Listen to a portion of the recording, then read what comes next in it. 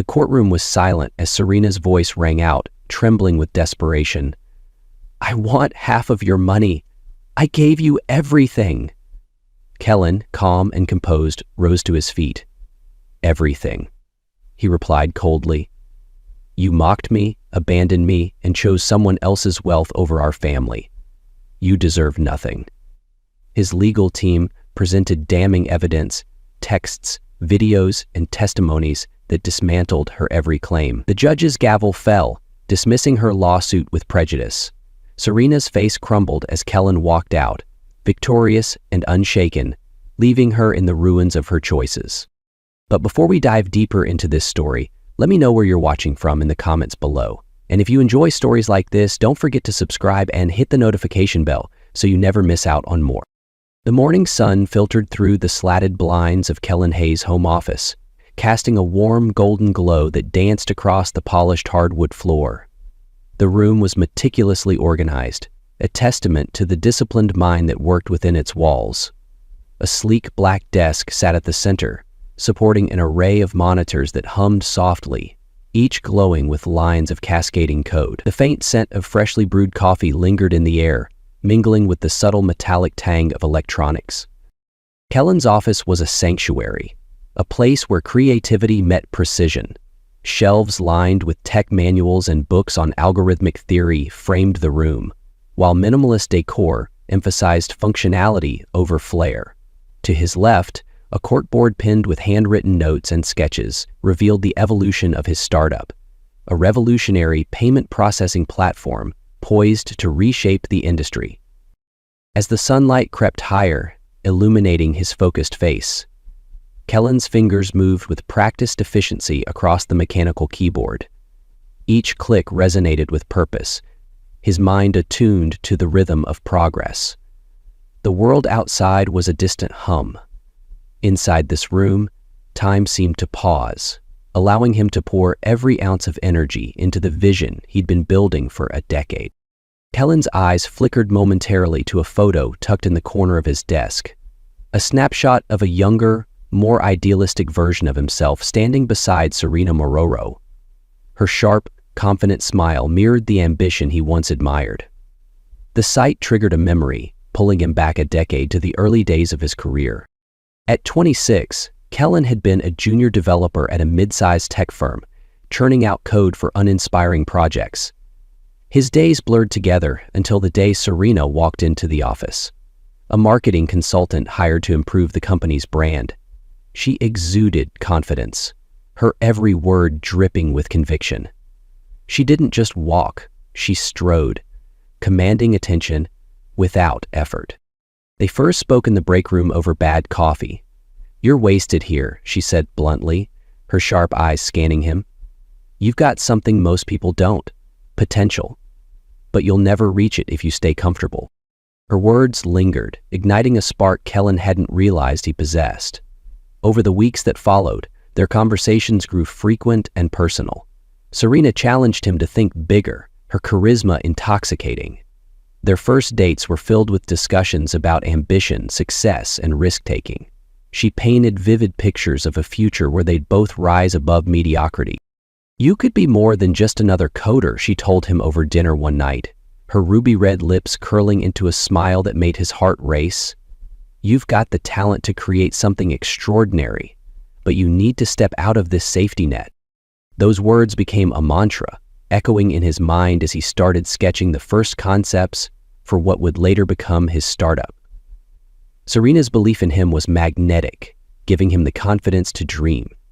Yet, beneath her encouragement was an undercurrent of expectation, a hunger for success that wasn't entirely his own. Kellen blinked back to the present, the faint glow of his monitors drawing him back. The lines of code scrolled endlessly, a tangible representation of the dream he'd built. But the once thrilling memory now felt hollow, overshadowed by what came later. Serena had once inspired him, but her belief in him had come with strings, tied tightly to her own aspirations. That revelation would come later, along with the cost of their partnership. He sighed, pushing the memory aside. There was no room for nostalgia now.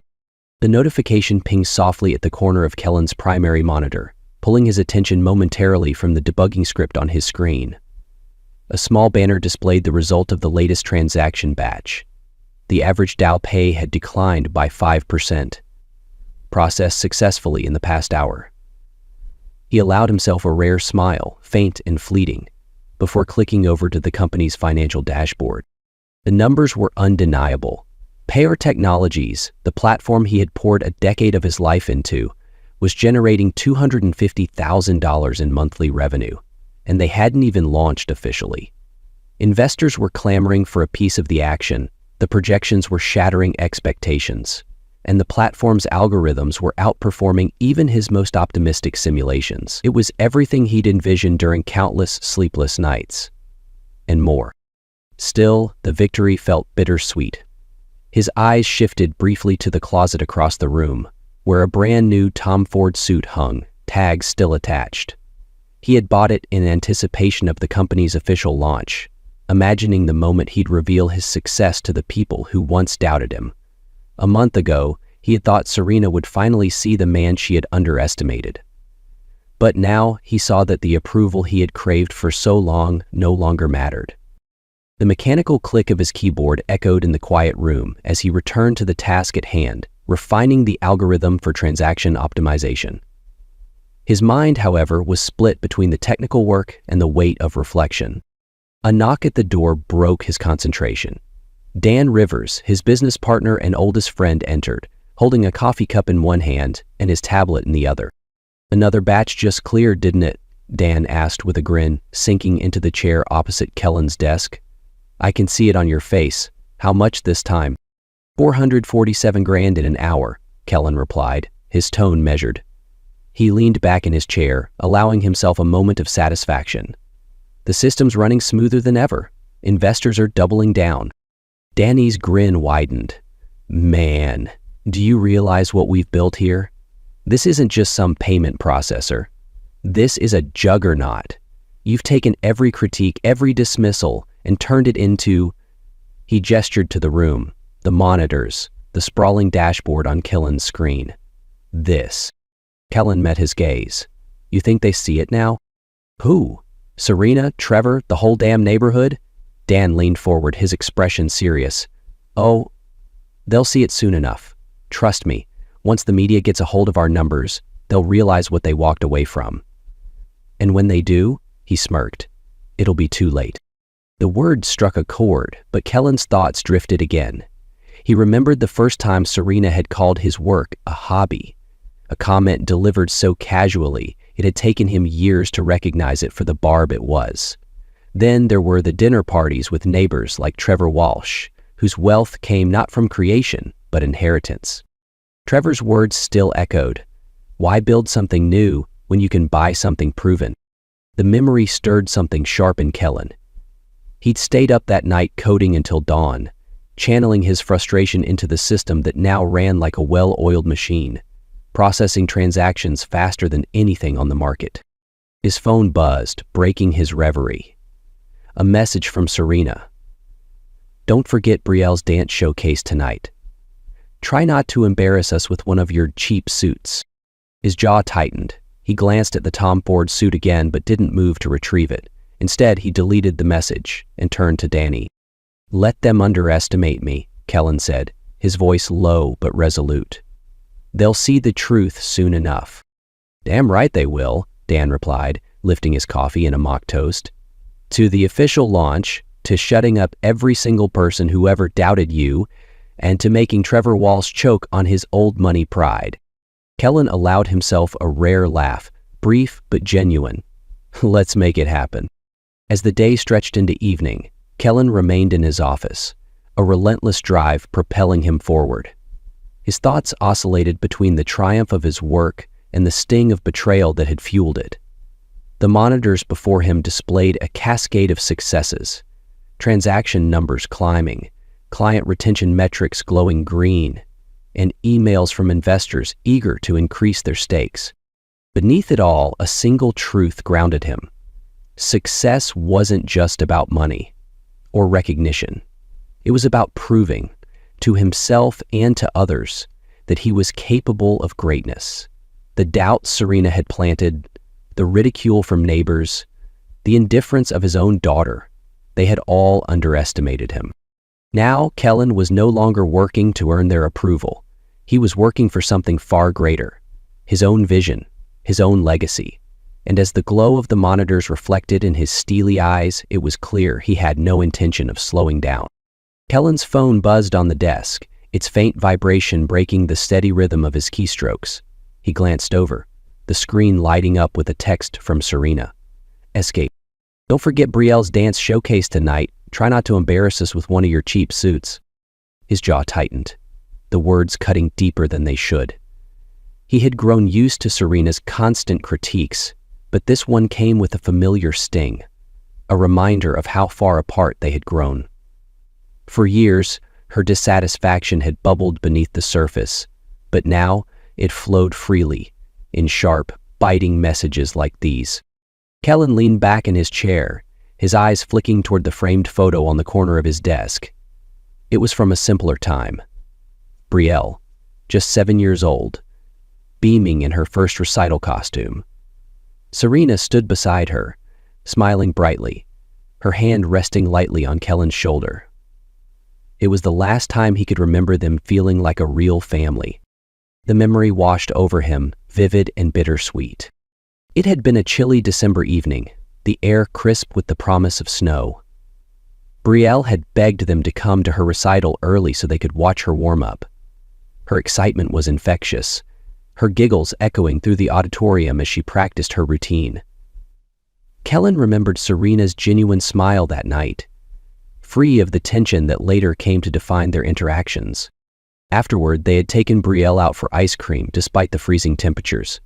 She had danced around the parking lot, her little feet tapping out rhythms even without music. "You're a good father," Serena had said quietly, her hand brushing against his arm. For a moment, there had been no criticism, no judgment, just warmth. Live. The sharp ping of another text jolted Kellen back to the present. Brielle's gonna be performing solo. You might want to try showing some enthusiasm for once. Exercise. He sighed, pushing the memories aside. Enthusiasm? He was proud of Brielle, always had been. But Serena's messages carried an edge that made it impossible to respond without feeding into the tension. He turned his chair slightly, his gaze landing on the Tom Ford suit in the closet. It hung there, pristine and untouched, a symbol of a moment he once thought would bring his family back together. But that moment had passed, and Serena had made it clear she wasn't interested in his success unless it came wrapped in the trappings of wealth she admired in others. The comparisons had started subtly. "Did you see what Sarah's husband bought her for their anniversary?" Serena had asked one evening, scrolling through her phone. She turned the screen toward Kellen, showing a photo of an elaborate diamond necklace. He understands how to treat his wife. Kellen had brushed it off at first, attributing her comments to passing remarks, but they grew more frequent, more pointed. Trevor Walsh's name became a fixture in their conversations. His luxury cars, his sprawling estate, his family vacations to Europe. At the first dinner party at the Walsh estate, Kellen had felt distinctly out of place. Trevor had given them a tour of his car collection, each vehicle worth more than Kellen's annual salary at the time. He had noticed the way Serena's eyes lit up with envy, the way her laughter came too easily when Trevor cracked a joke. That night, as they drove home, Serena had been unusually quiet. When they finally stepped into their modest home, she turned to him, disappointment etched into her features. "We could have this too, you know," she said, gesturing vaguely around the room. "If you just pushed yourself harder, took some risks, but you're content to just coast." The words had stung, but Kellen hadn't responded.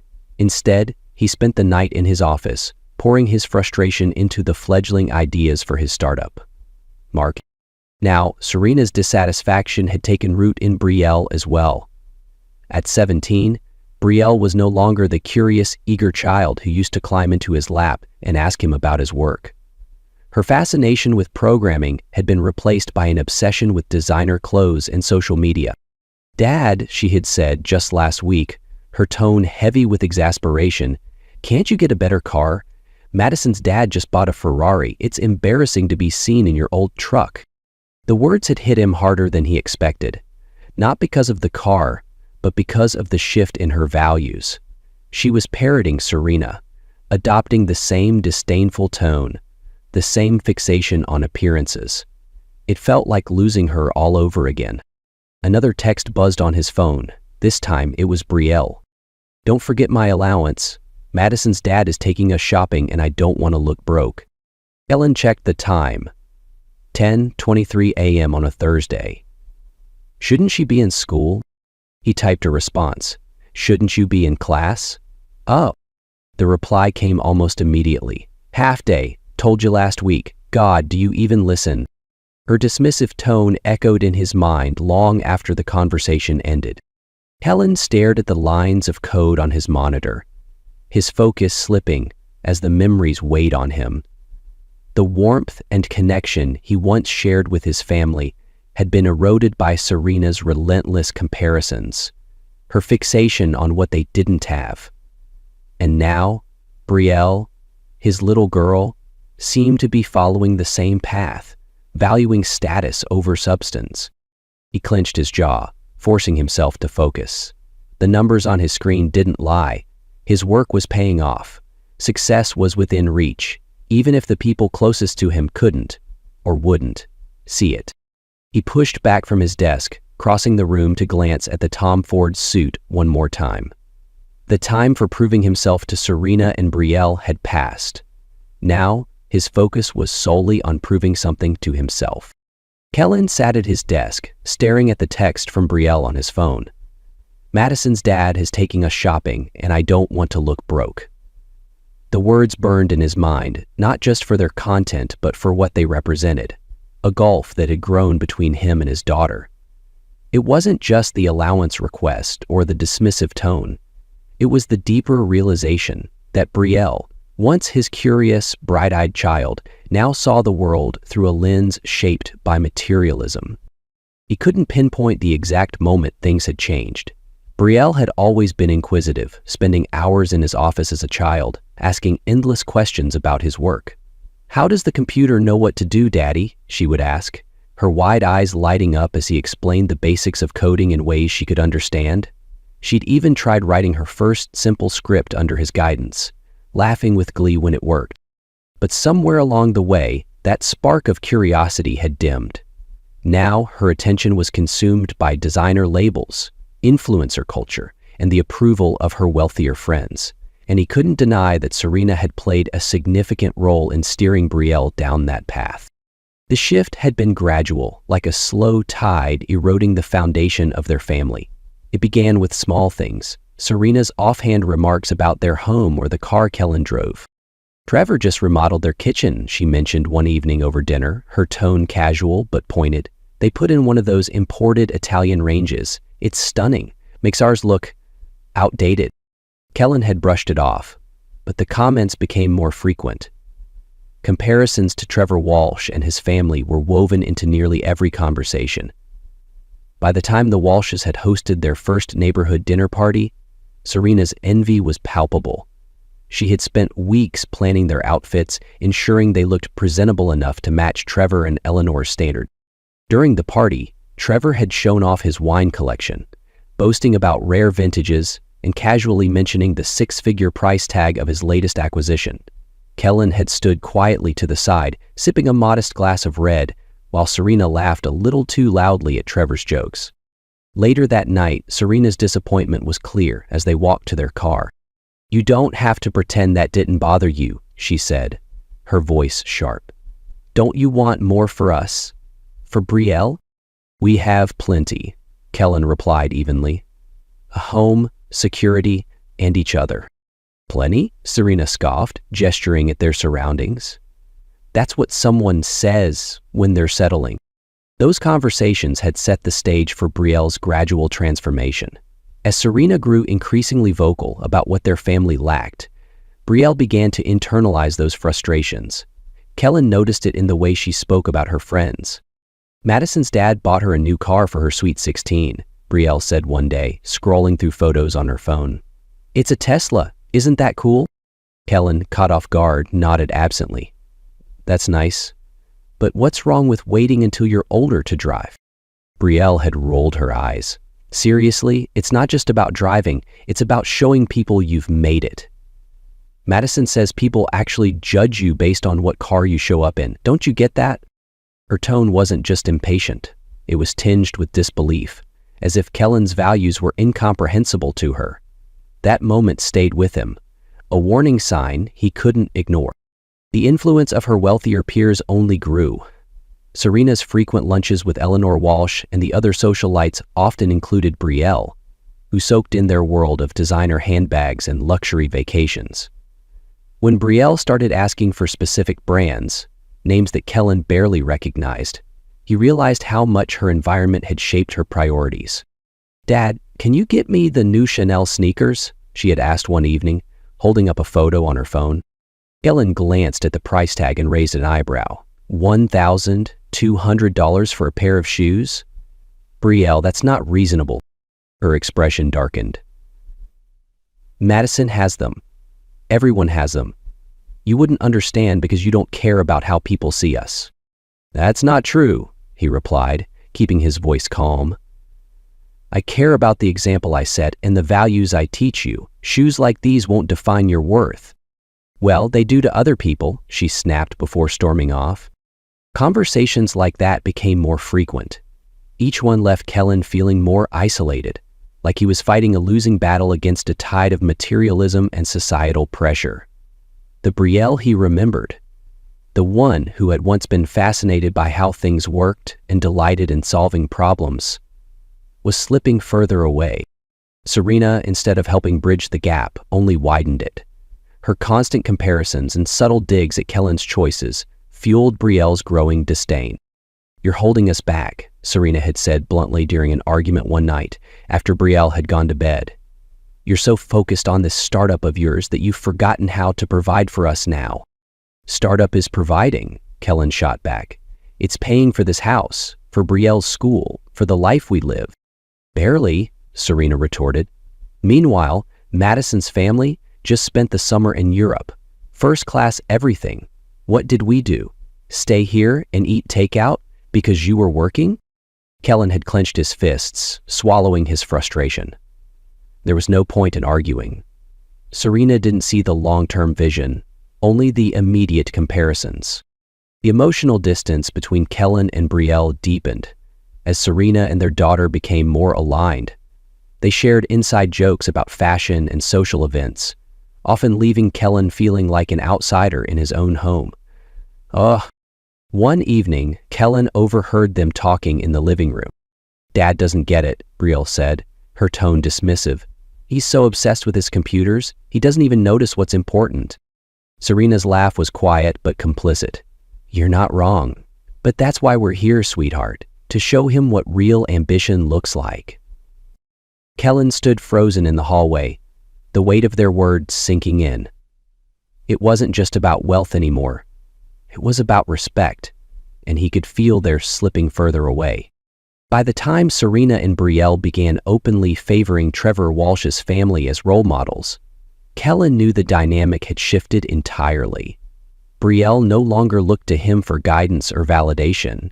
Instead, she sought approval from Serena and her wealthier peers. And Kellen, for all his determination and hard work, was left in the shadows, trying to hold on to a connection that was slipping through his fingers. As he sat in his office that evening, the glow of his monitors illuminating the room, Kellen felt the full weight of his isolation.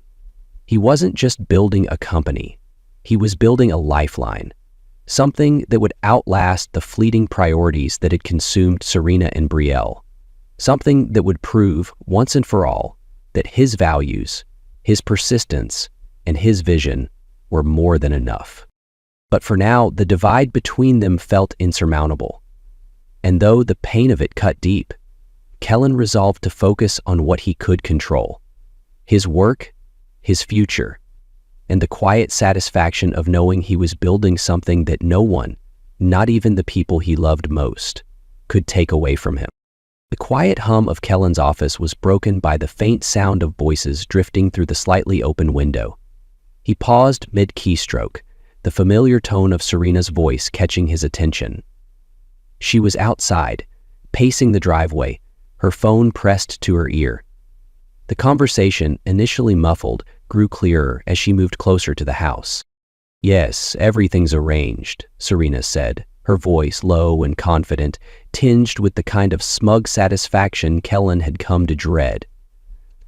"No, he doesn't suspect a thing. He's too wrapped up in his precious computer programs." Kellen froze, the words sinking in like stones.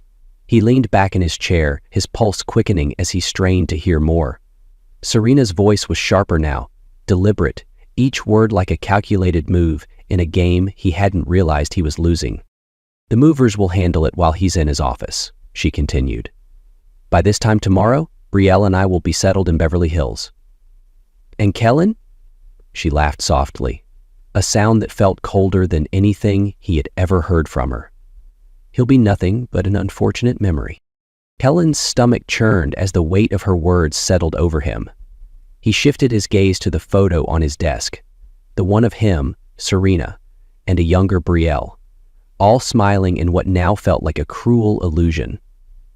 He wanted to believe there was some misunderstanding, but Serena's tone left little room for doubt. The betrayal was deliberate, and it wasn't just hers. "Brielle's completely on board," Serena added. "She understands what a loser her father is. Of course she does. I've made sure of that." The air seemed to leave the room. Kellen felt as if he'd been punched in the chest. Brielle, his little girl, his curious, tech-loving daughter, had turned against him. The bright, eager child who used to sit on his lap and ask about his work was now part of a plan to leave him behind. Later that evening, Kellen sat in the living room, waiting for Serena to come inside. His mind raced with the details of what he had overheard, trying to make sense of how things had come to this. The front door opened and Serena walked in, phone still in hand, her demeanor as composed as ever. "Kellen," she said, barely glancing at him as she kicked off her designer heels. "You're still working? You should take a break sometime." He didn't respond immediately, studying her as if seeing her for the first time.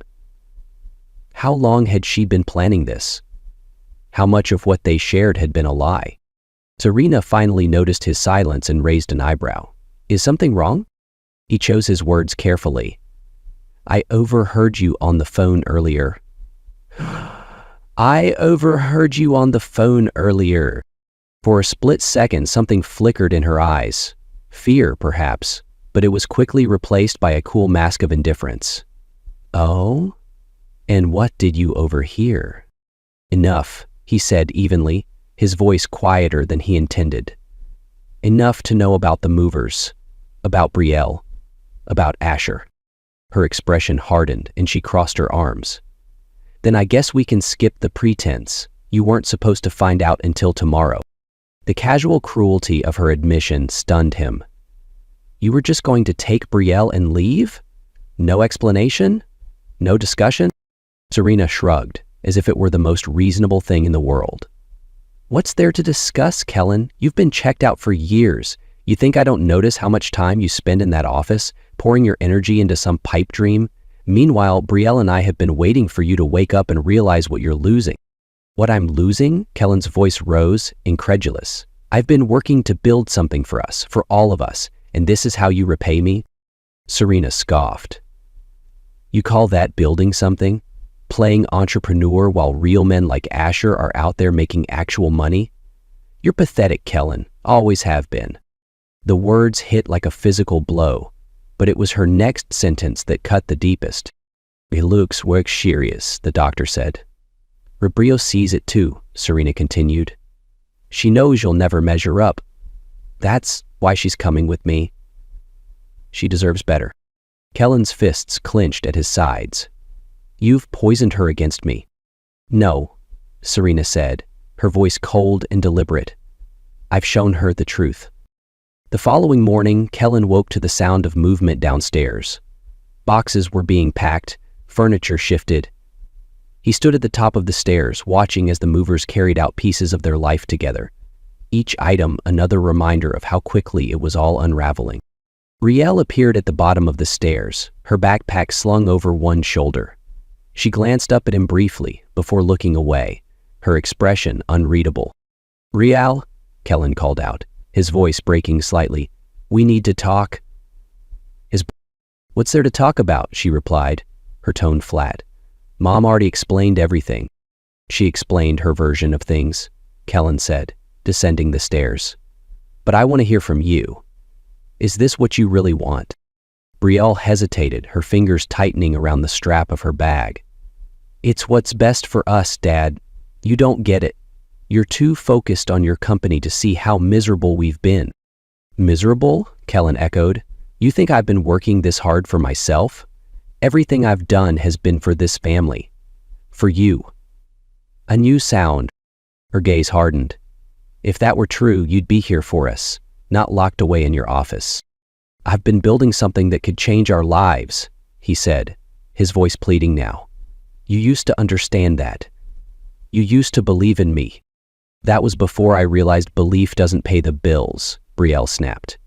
"Madison's dad buys her everything she wants. He takes her on trips, throws her parties. Meanwhile, I can't even get the shoes I want without a lecture about values." Kellen stared at her, the weight of her words pressing down on him. This wasn't just Serena's influence. Brielle had made her own choice, and that choice wasn't him. "I hope you find what you're looking for," he said quietly, stepping aside to let her pass. "But know this, once you walk out that door, things will never be the same." Brielle hesitated for a fraction of a second, her eyes flicking toward his. But then she adjusted her bag and walked out, leaving Kellen standing alone in the empty hallway. Hours later, the house was eerily quiet. Kellen sat in his office staring at the financial dashboard on his monitor. The numbers glowed brightly, evidence of his hard work, his vision, his success. But they felt hollow now, overshadowed by the emptiness in his chest. Serena's words echoed in his mind. "You're nothing but a memory." He leaned back in his chair, exhaling slowly. If that's how they wanted to see him, so be it. He would let them go, let them believe he was a failure. But when the time came, when his success was undeniable, they would realize the truth. And by then, they'd find themselves on the outside, looking in. Kellen sat in the dim light of his office, the silence pressing in around him like a heavy weight. The faint hum of his computer monitors was the only sound, a quiet reminder of the world he had built within these walls. Every fiber of his being demanded action, to storm out, to confront Serena and Brielle, to demand an explanation that might somehow ease the ache in his chest. But he didn't move. He simply sat there, his hands gripping the edge of his desk, his knuckles white. The betrayal felt like a wound, raw and unrelenting. The people he had loved most, his wife, his daughter, had not only abandoned him, but had done so with scorn. Serena's voice replayed in his mind, her cutting words about his ambition, her laughter as she called him a failure.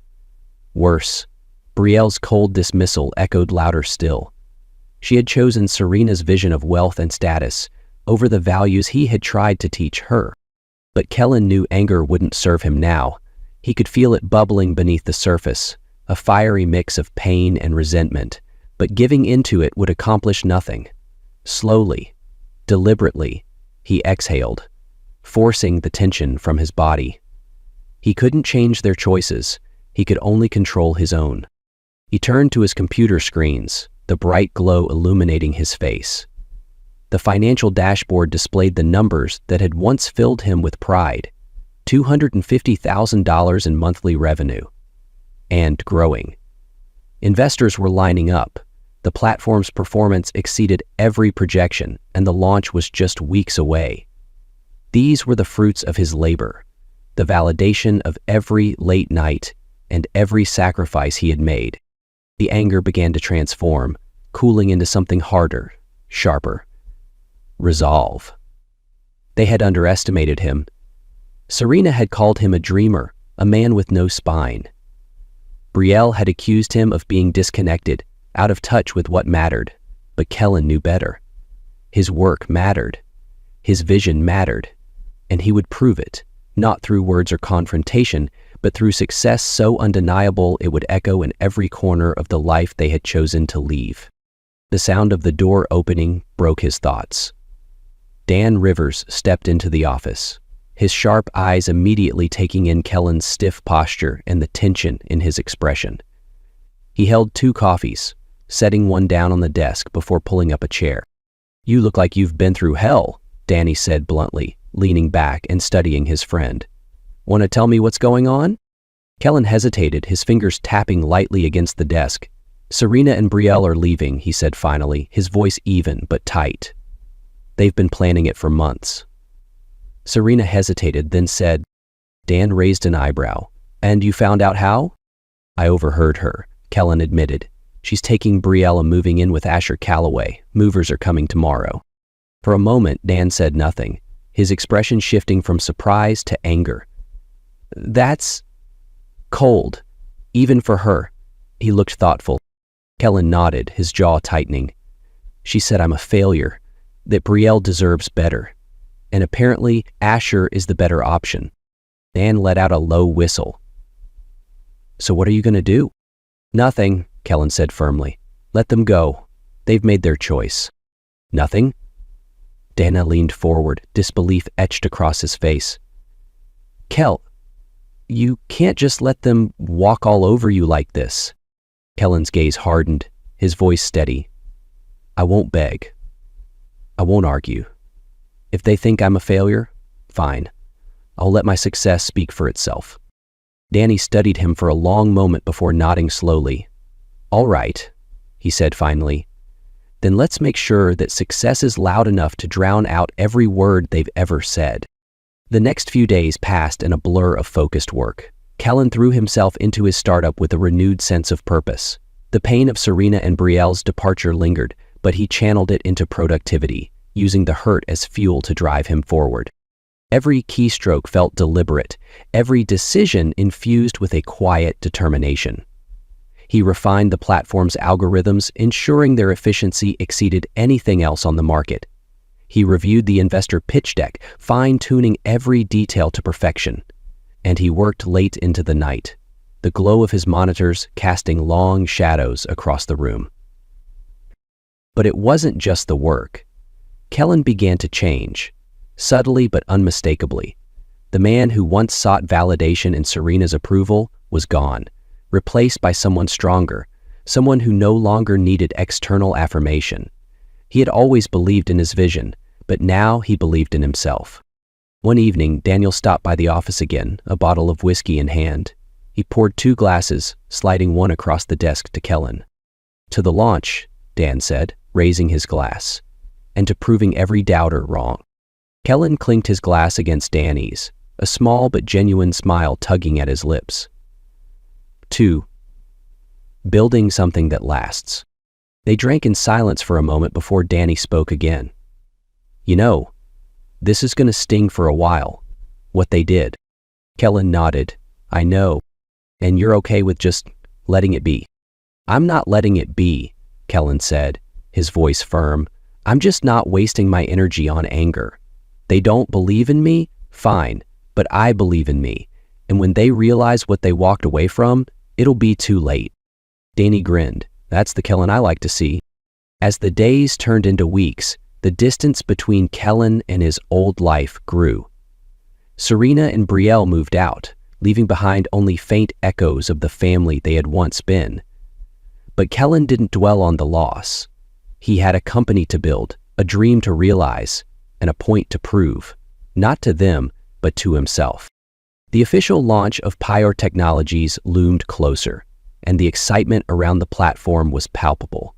Articles began to circulate in tech circles about the innovative payment system, and investors started referring to Kellen as a rising star in the industry. One night, as Kellen reviewed the latest revenue reports, his phone buzzed with a text from Dan. $300K this month. We're crushing it. Kellen allowed himself a moment of pride. The numbers didn't just represent financial success. They were proof of everything he had worked for. Every late night, every sacrifice, every ounce of doubt he had overcome. It was all worth it. As he sat back in his chair, the faint hum of his office filling the silence, Kellen felt a sense of clarity. He didn't need Serena's approval. He didn't need Brielle's validation. His work, his perseverance, and his integrity were enough. And when the world finally saw the empire he had built, there would be no room for anyone to question his worth again. The rumble of a moving truck pulling into the driveway jolted Kellen from his work. He sat frozen in his office chair, staring blankly at the glowing monitor before him.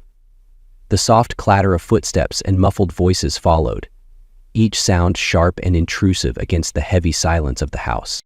He didn't move. Instead, he listened as the fabric of his life was unceremoniously unraveled.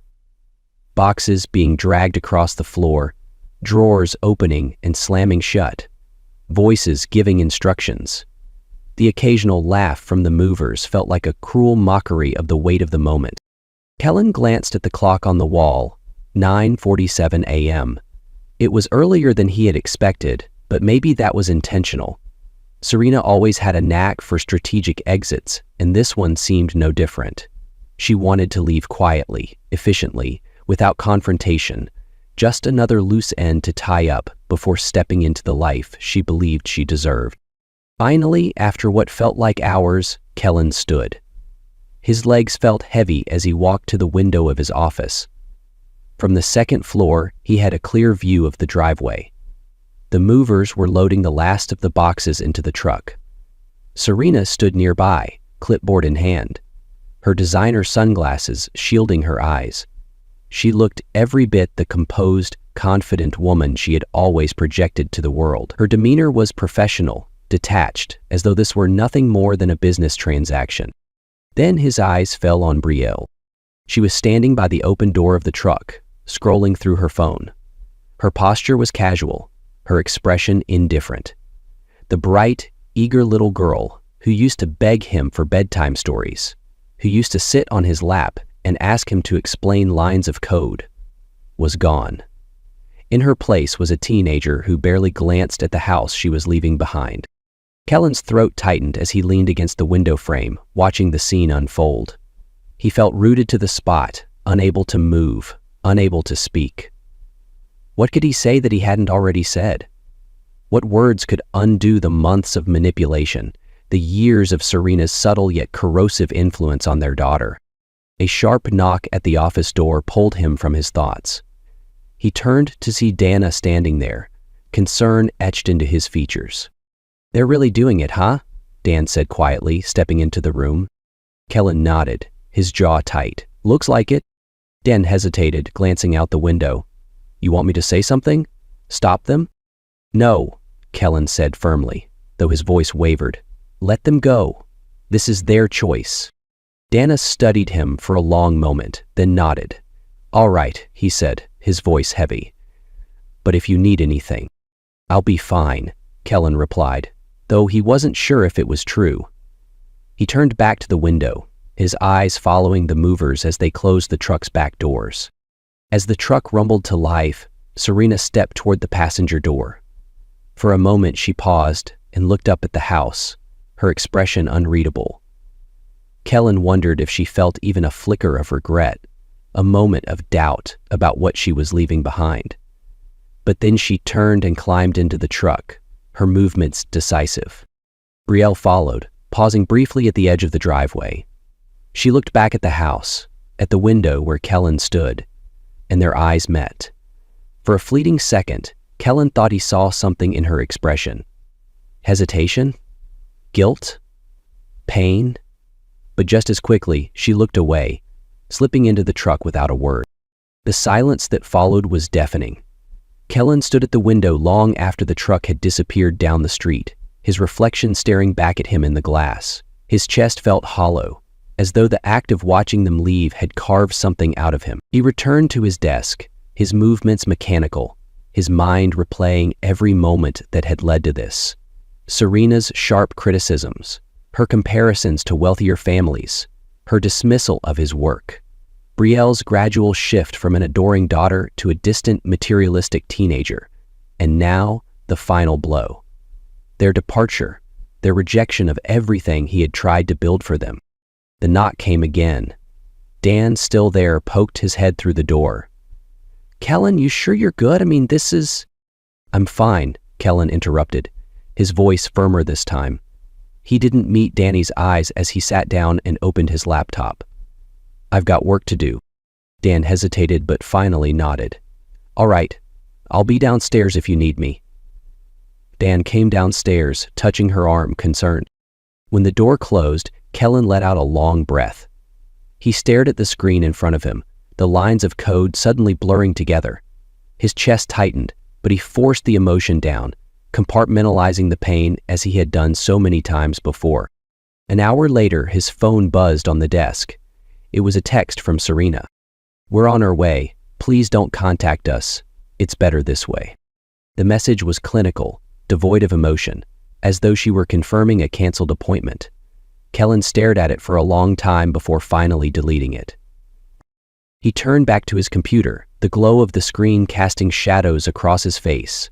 The hurt was still there, raw and biting, but beneath it, something else was beginning to take shape. Resolve. They had chosen to leave, to dismiss him as a failure. But Kellen knew better.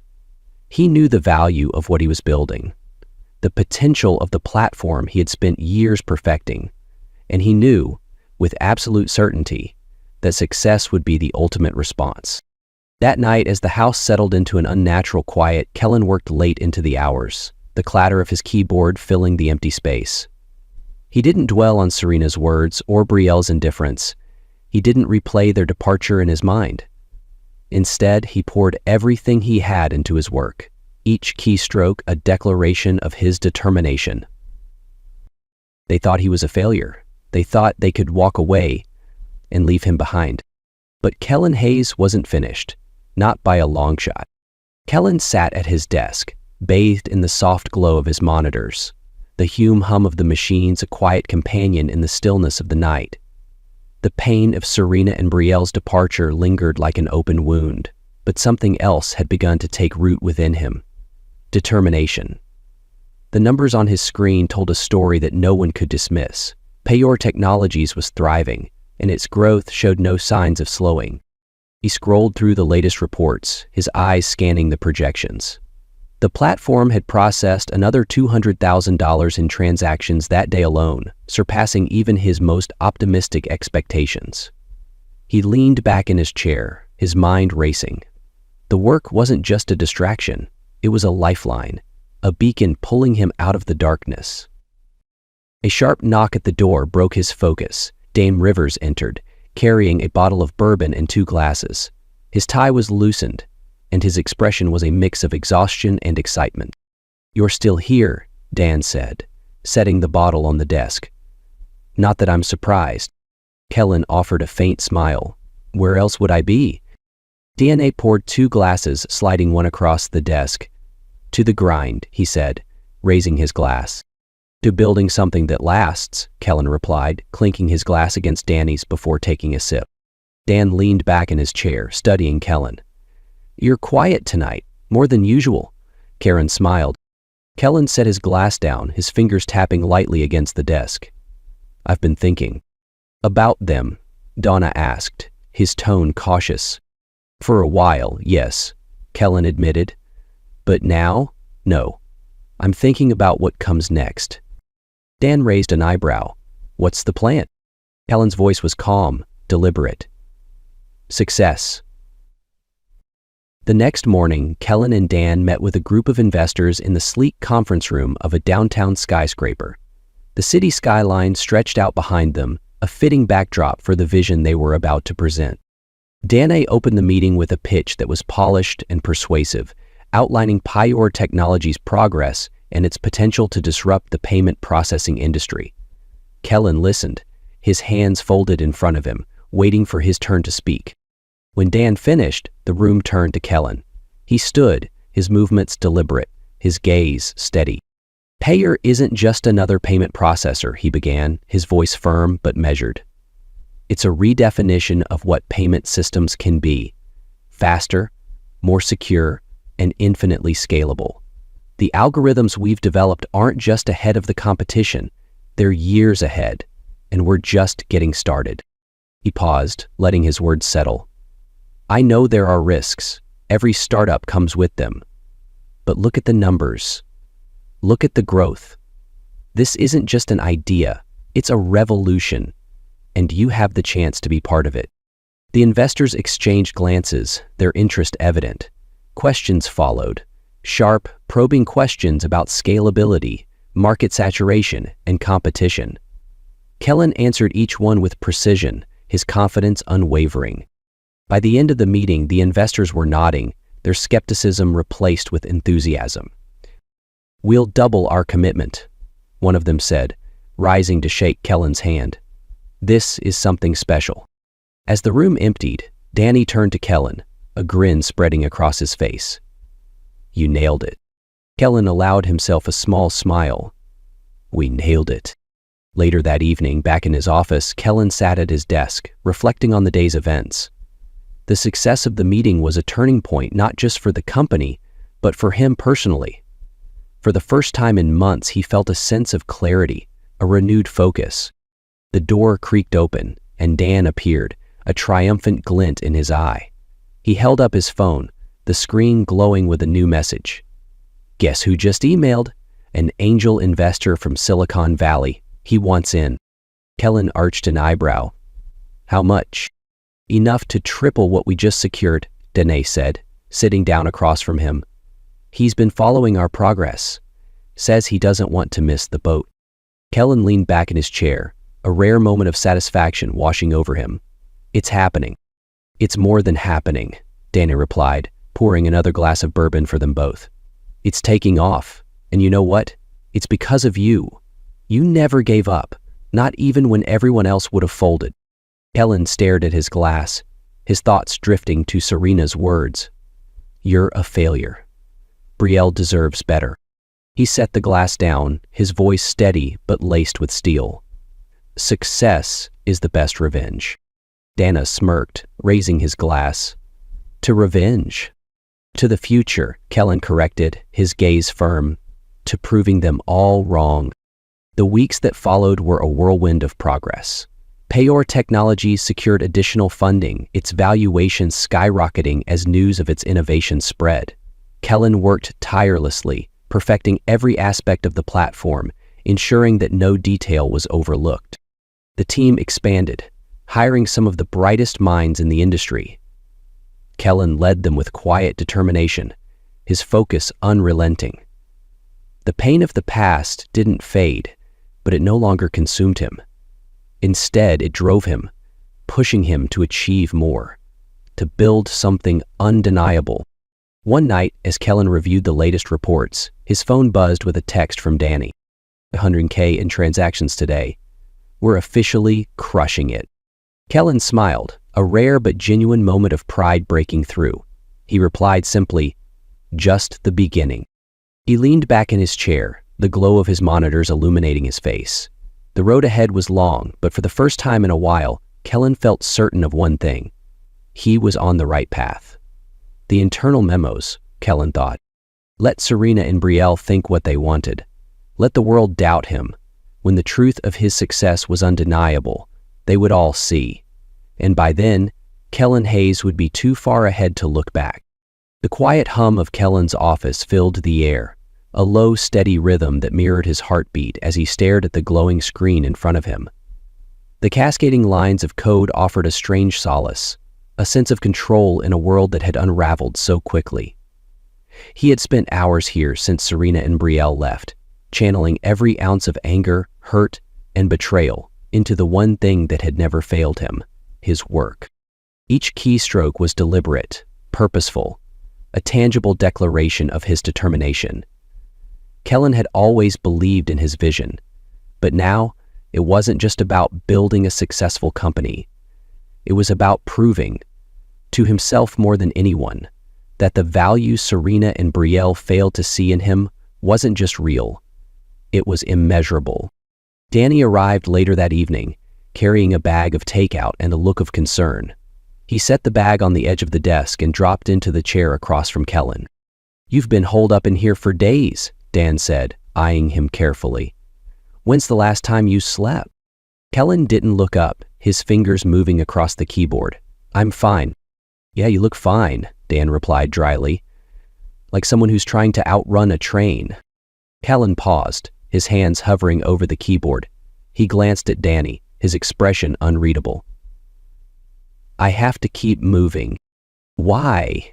Dan asked, leaning forward. What are you trying to prove? Kellen hesitated, the weight of the question pressing down on him. Finally, he sat back, exhaling deeply. They didn't just leave, Dan. They left because they didn't believe in me. Serena called me a failure. Brielle, she didn't even hesitate. Danny's jaw tightened, his usual easygoing demeanor replaced with quiet anger. That's on them, not you. Maybe, Kellen said, his voice low. But I can't let that be the end of it. I can't let them define me like that. Danny studied him for a moment, before nodding. So prove them wrong. Not for them, for you. Kellen's gaze hardened, a spark of resolve igniting in his eyes. I will. That night, Kellen worked until dawn, fueled by a singular focus. He pored over every detail of the platform, optimizing algorithms, refining features, and ensuring that the system could handle the rapid growth they were experiencing. Each adjustment, each improvement, was another step toward the future he envisioned, a future where his success would be undeniable. As the sun began to rise, casting soft light across his office, Kellen sat back and surveyed his work. The pain of Serena and Brielle's betrayal still lingered, but it no longer consumed him. Instead, it had become fuel, driving him forward with a clarity and determination he hadn't felt in years. The following weeks were a whirlwind of progress. Investor meetings, team expansions, and late-night brainstorming sessions filled Kellen's days. His intensity was unmatched, his focus unrelenting. The company's growth mirrored his own transformation, each milestone a testament to his perseverance. One afternoon, Kellen and Danny met with a new group of investors. The conference room buzzed with anticipation as the two men outlined their vision for Payer Technologies. Kellen's presentation was precise and compelling, his confidence radiating with every word. When the meeting concluded, one of the investors approached him, extending a hand. Mr. Hayes, I have to say, your passion is contagious. I've seen a lot of startups, but this one feels different. You've got something special here. Kellen shook his hand, a small but genuine smile breaking through. Thank you. I believe in what we're building. As the investors filed out, Dan clapped Kellen on the back. You're killing it, man. They're practically throwing money at us. Kellen's smile faded slightly. Good. Let's use it wisely. That evening, back in his office, Kellen allowed himself a rare moment of reflection. He glanced at the framed photo on his desk, the one of him, Serena, and Brielle from years ago. For a long time, that photo had been a symbol of what he thought he was working for. But now, it felt like a reminder of a different lesson, that success wasn't about proving his worth to them. It was about proving it to himself. He reached for the photo, hesitating briefly before setting it face down on the desk. His focus needed to stay on the future, not the past. As the days turned into weeks, Kellen's work became his sanctuary. The numbers on his financial dashboard continued to climb, each transaction a small victory. The team expanded further, bringing in top talent from across the industry. Every decision Kellen made was deliberate, guided by the same unyielding drive. One night, Danny stopped by the office with another update. We just cleared $600K this month, he said, dropping into the chair across from Kellen's desk. That's double what we did last month. Kellen nodded, his expression calm but resolute. It's a good start. Danae smirked. A good start? Kellen, this is insane growth. You should be celebrating. I'll celebrate when we hit 1 billion, Kellen replied, his voice steady. Dan raised his hands in mock surrender. All right, Mr. Relentless. But, seriously, this is big. You've built something incredible here. Kellen met his gaze, his expression softening slightly. We've built something incredible. Denali grinned. You know, Serena and Brielle? They're going to hear about this eventually. They're going to realize what they left behind. That's Kellen's gaze hardened. Let them. By the time they do, it'll be too late. In the quiet of his office that night, Kellen reflected on how far he had come. The betrayal that once threatened to break him had instead become the foundation of his resolve. He no longer needed Serena or Brielle's validation. His work, his vision, and his unrelenting drive were enough.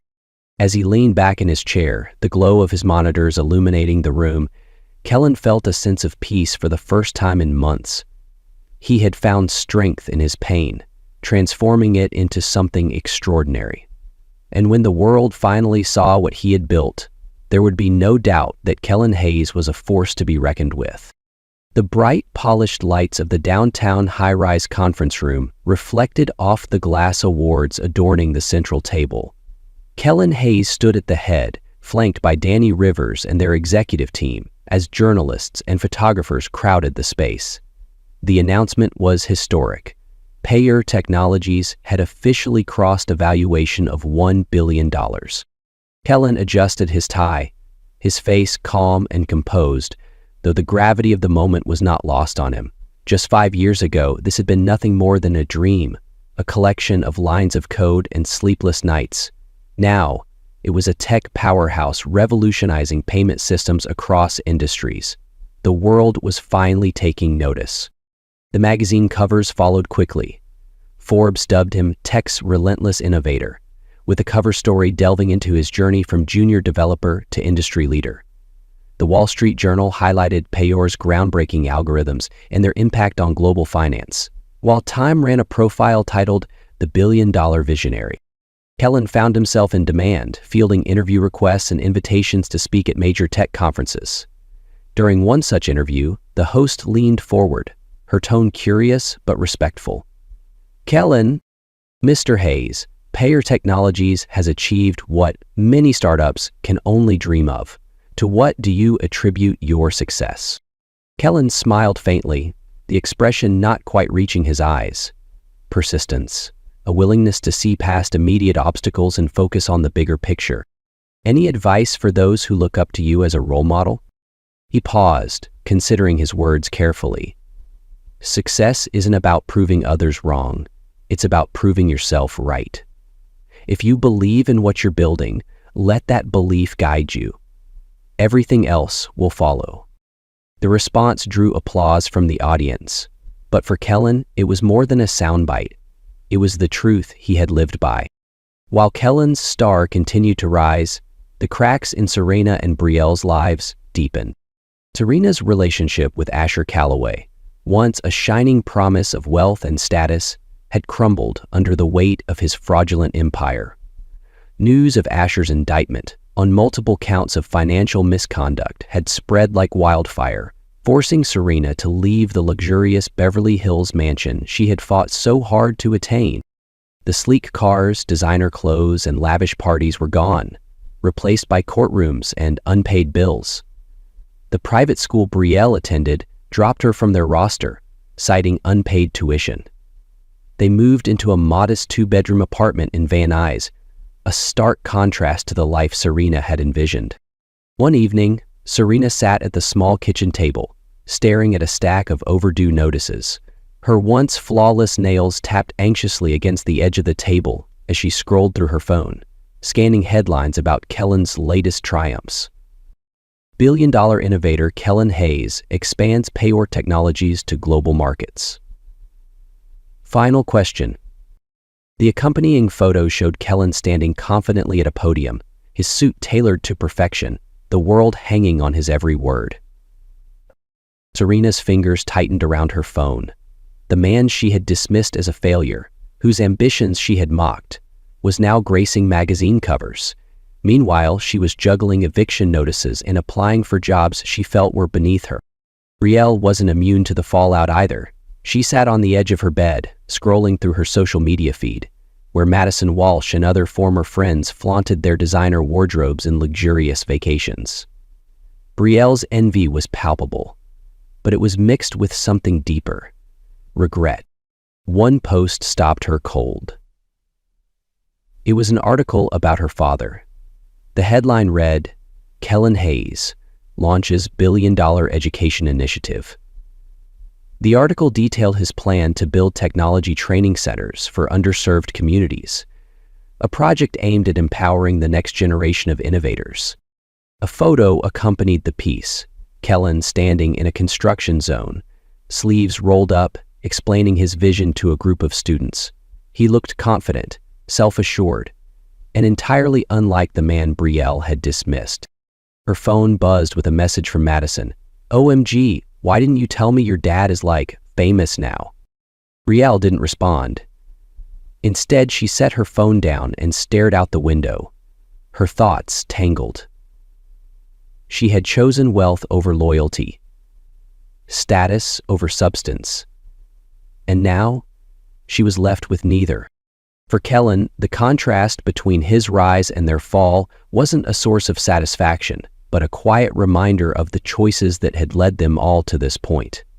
He didn't dwell on Serena or Brielle anymore. His focus was on the future, on expanding Payor Technologies, on making an impact that would outlast him. One afternoon, Danny walked into his office, holding a tablet. "You might want to see this," he said, setting it on the desk. Kellen glanced at the screen. It was a gossip site, featuring a photo of Serena leaving a courtroom. Her face tired, her once pristine appearance disheveled. The headline read, "Former tech titan's ex-wife faces financial struggles post-divorce." Kellen stared at the image for a long moment before sliding the tablet back to Danny. "Not my concern," he said simply. Danny raised an eyebrow. "Not even a little?" I asked. Kellen shook his head. "They made their choices. I made mine." Danny nodded, a hint of respect in his expression. "Fair enough." That evening, Kellen stood in his penthouse, the city lights sprawling out before him like a constellation. The past was behind him now, a series of lessons that had shaped him but no longer defined him. He had built something extraordinary, not for validation but for himself, for the belief that success, earned through perseverance and integrity, was the ultimate vindication. Somewhere in the distance, Serena and Brielle were undoubtedly grappling with the consequences of their decisions. But for Kellen, the only path was forward. He had an empire to grow, a legacy to cement. As he turned back to his desk, the glow of his monitors reflecting in his eyes, one thought lingered. The best revenge wasn't just success. It was thriving beyond anyone's expectations. And he had done just that. The courtroom was cold, its sterile walls and unyielding benches offering little comfort to those seeking salvation. Serena Moraro sat at the plaintiff's table, her once polished appearance a shadow of its former glory. Her hair was pulled back hastily, dark circles rimmed her eyes, and the designer outfit she wore, though still fashionable, no longer carried the effortless elegance she once exuded. Across from her sat Kellen Hayes, his demeanor calm, composed, a man entirely in control. The judge called the court to order, and Serena's attorney began her argument, his voice straining to mask the weak foundation of the case. "Your Honor," the lawyer started, addressing the bench. Mrs. Moraro supported Mr. Hayes during the formative years of Payor Technologies. She provided emotional and practical contributions that were integral to the company's success. As such, she is entitled to compensation. Kellen's attorney, Michael Chun, rose smoothly.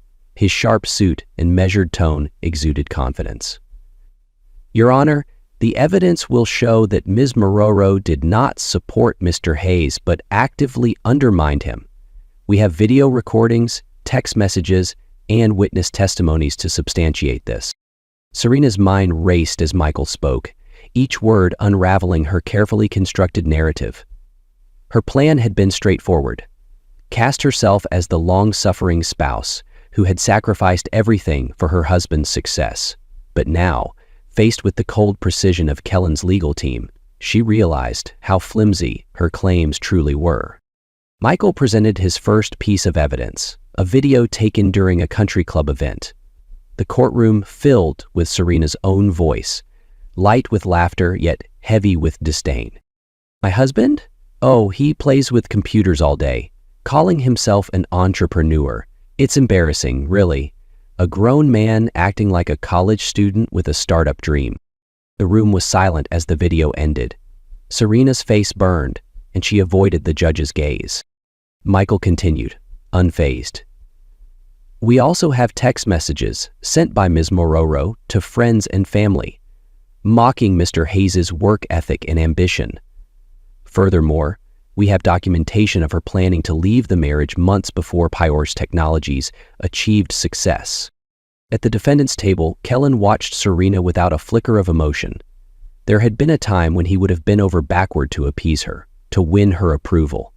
That time had passed. Now, he listened as Michael methodically dismantled her claims, piece by piece. Mr. Hayes, the judge addressed him, do you have anything to add? Kellen stood, his voice steady. Your Honor, my company's success is the result of years of hard work and sacrifice. The plaintiff abandoned the marriage before this success became public. Her claim is not only baseless, but an insult to those sacrifices. From the gallery, Brielle watched the proceedings with wide eyes. She hadn't wanted to come, Serena had insisted. But now she couldn't look away. She felt torn, ashamed of the mother who had once seemed so strong and confident, but now appeared desperate and hollow. Yet a deeper shame burned in her chest, knowing she had played a part in betraying her father. Her thoughts swirled as the judge delivered the verdict. Serena's lawsuit was dismissed with prejudice. She was also ordered to pay Kellen's legal fees. Serena's composure cracked, her voice rising in protest. This isn't fair. I gave him everything. The judge's gaze was unyielding. Mrs. Mororo, the evidence clearly contradicts your claims. This court will not reward opportunism. You are dismissed. As the courtroom emptied, Brielle caught up to Kellen in the hallway, her voice trembling. Dad, wait. Kellen turned, his expression unreadable. What do you want? Brielle. She hesitated, tears brimming in her eyes. I'm sorry. Everything. I should have stayed. I should have believed in you. Kellen studied her for a long moment, his voice soft but firm. You made your choice, Brielle. Just like your mother. Now you have to live with it. Now, excuse me, Kellen interrupted, his tone final.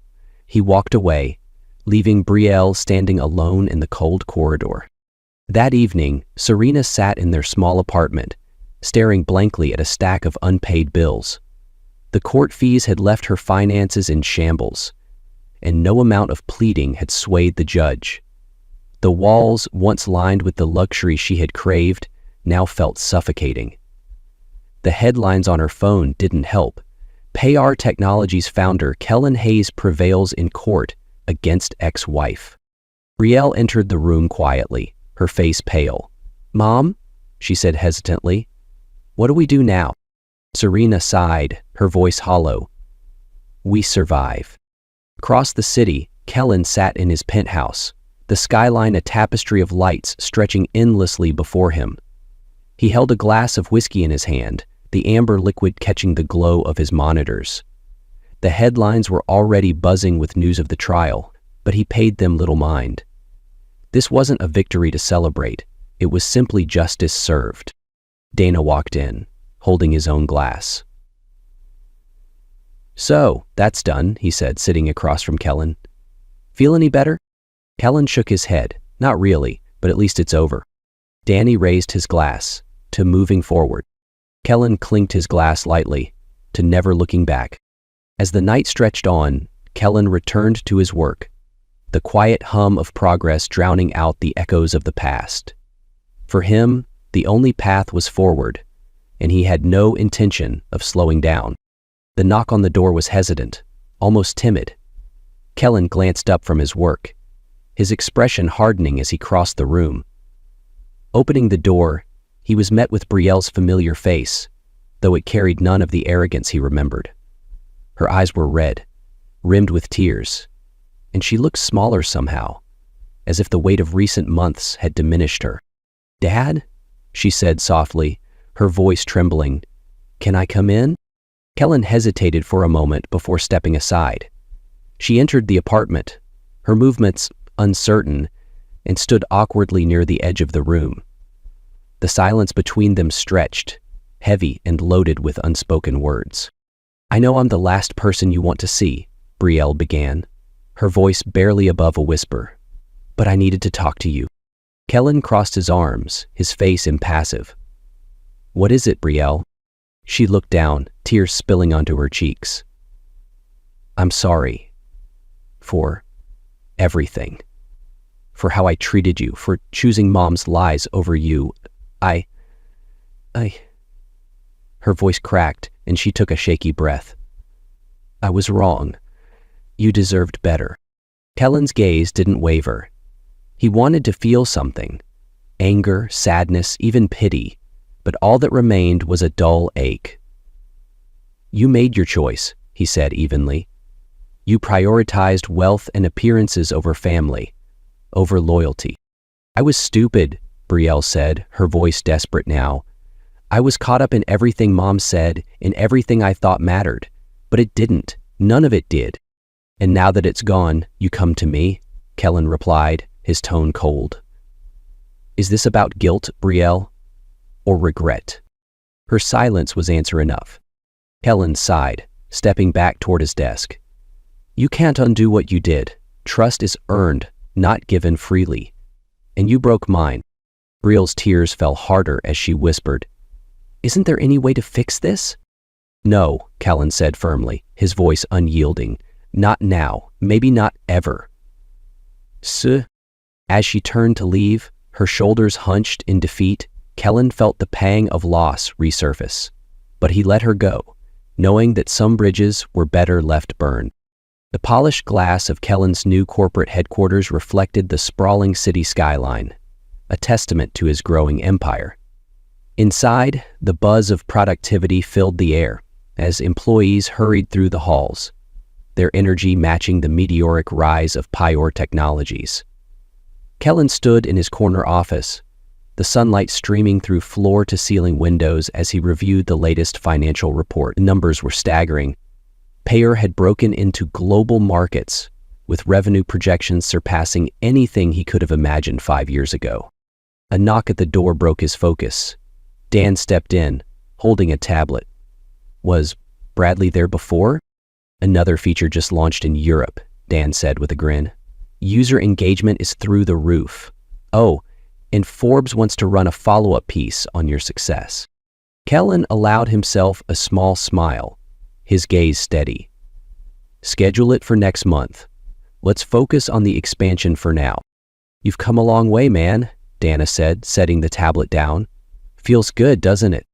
Kellen glanced out the window, his expression thoughtful. "It's not about feeling good. It's about building something that lasts." Across town, Serena sat on a worn leather chair in the lobby of a mid-tier real estate agency, clutching her resume. Her once immaculate appearance was frayed, her tailored blazer ill-fitted, her jewelry understated and borrowed from better times. She glanced at the clock on the wall, her nerves fraying with each passing minute. "Miss Morodo," the receptionist called, her tone perfunctory. Serena rose, forcing a confident smile that didn't reach her eyes. As she walked into the interview room, she couldn't help but glance at her phone, where a news notification flashed. Pyor Technologies founder discusses billion-dollar success. The name Kellen Hayes stared back at her, a stark reminder of what she had dismissed. Her stomach churned as she silenced the notification and stepped into the room. Brielle, now 18, sat alone in their cramped apartment, her phone buzzing with messages from friends she no longer spoke to. She scrolled through social media, pausing on a post about her father. The article detailed his latest venture, a scholarship program for young tech enthusiasts. The photo accompanied the piece, Kellen, smiling and confident, surrounded by students eager to learn. She put the phone down and stared at the peeling paint on the walls. Her mother's choices had led them here, but Brielle couldn't shake the gnawing guilt of her own decisions. She had chosen to follow Serena, had mocked her father's dreams, and now she was left with nothing but regret. "Mom," she called out as Serena returned home, her shoulders slumped. "Did you get it?" Serena shook her head, setting her bag down with a sigh.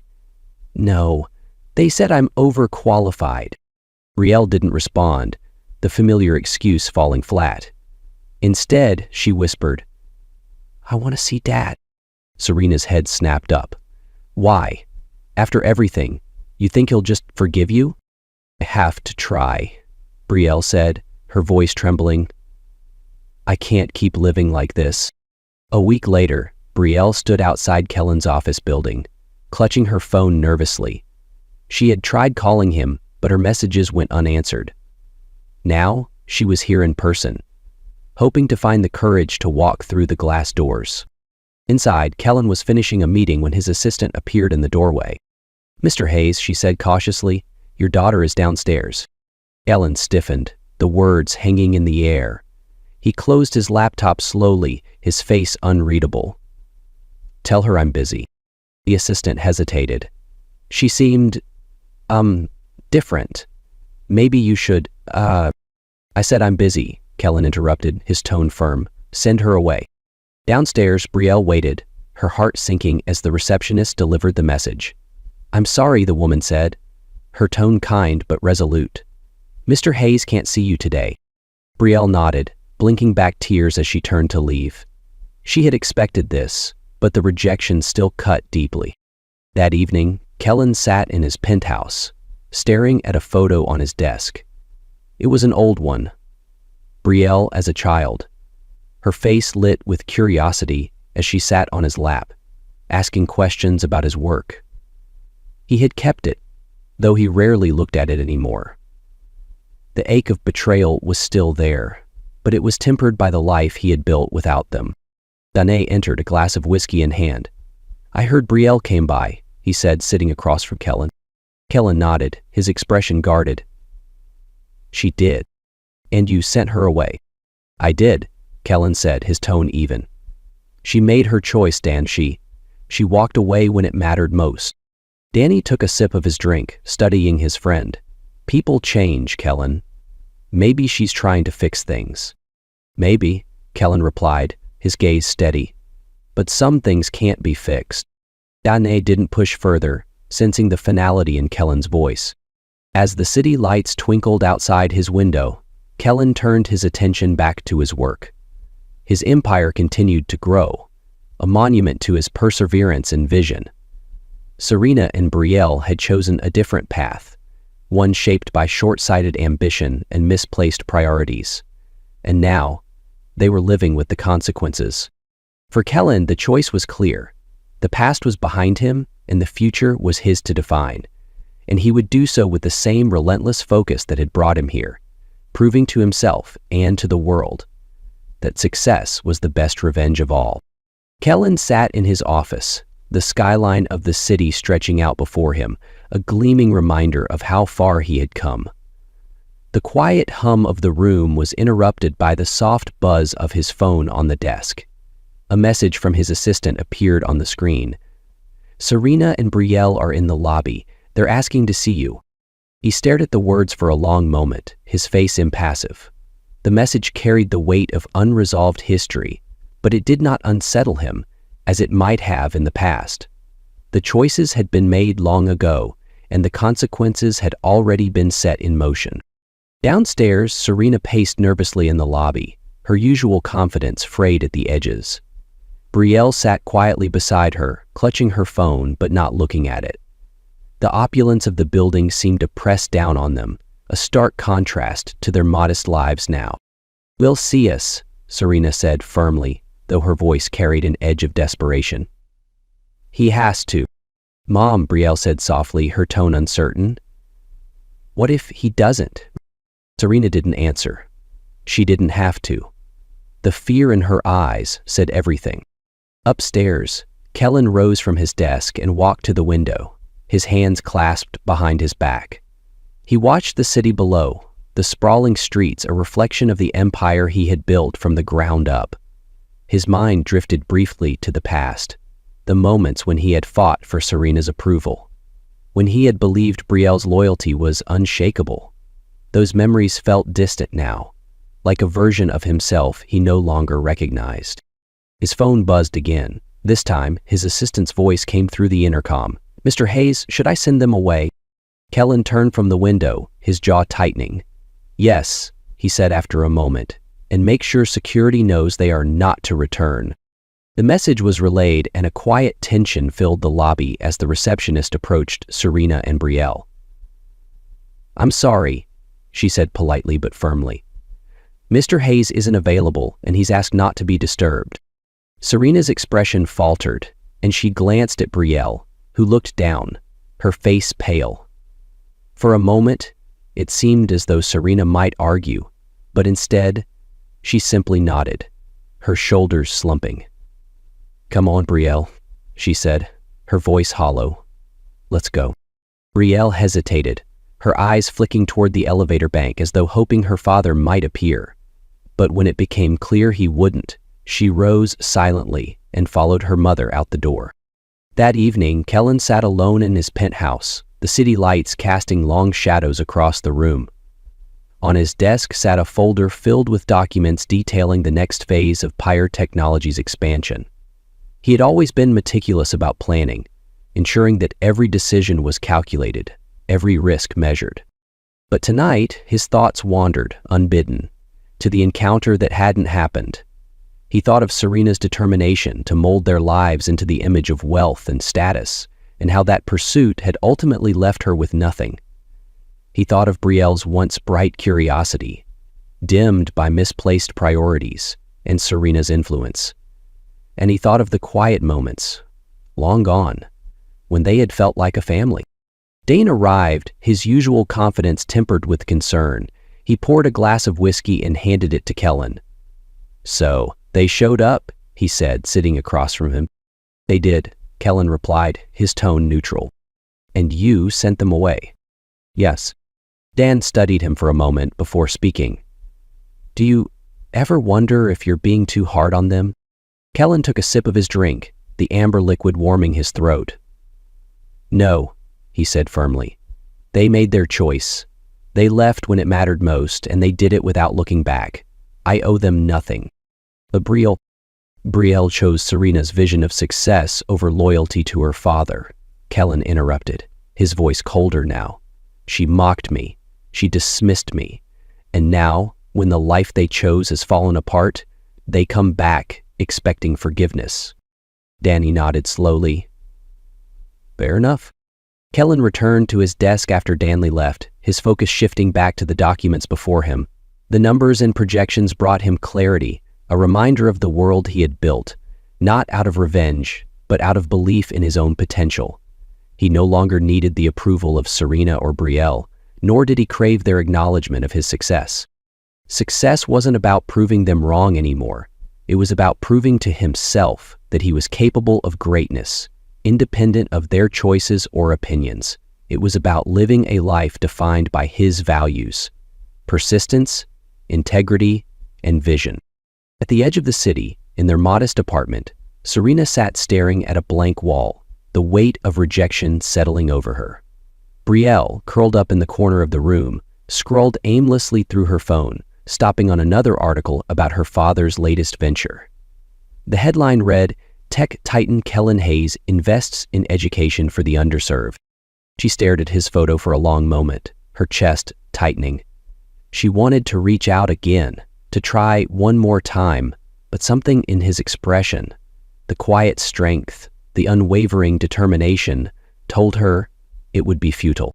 Back in his office, Kellen glanced at the same photo on the wall. It was of him standing with a group of students, their faces alight with curiosity and hope. He smiled faintly, a genuine moment of pride breaking through. He had moved on, and now there was no room for doubt or regret. The past was behind him, and the future was his alone to define. And with that, Kellen Hayes returned to his work, ready to build the next chapter of his legacy. The city stretched out before him, a dazzling mosaic of lights that seemed to pulse with life and possibility. Kellen Hayes stood at the edge of his penthouse balcony, a glass of whiskey in hand, the cool evening breeze brushing against his face.